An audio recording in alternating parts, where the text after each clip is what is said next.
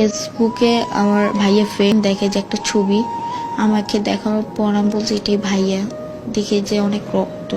তারপর আমার ওইখানেই কান্নাকাটি করতেছি, বললাম যেটা কি হয়েছে আসলে ভাইয়া।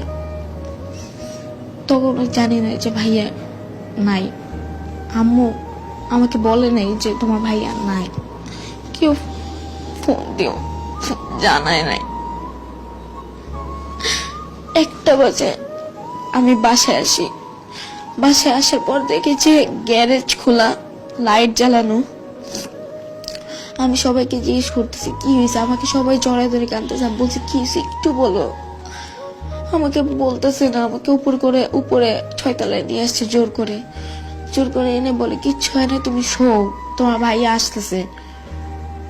প্রায় 30 মিনিটের মতো শুয়ে আছি, হঠাৎ করে দেখি চিৎকার দিয়ে সবাই কাঁদতেছে। বারান্দায় যাওয়ার পর দেখি যে আম্মু সবাই ধরে আছে কাঁদতেছে। আমি নিচে যেয়ে দেখি কাপড় পরা আছে আমার ভাইটা।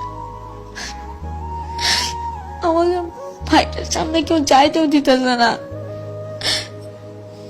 লাস্টটা বের করার পর গ্যারেজ চানে আমি একবার খালি চুমু দিয়েছি মাইয়াকে।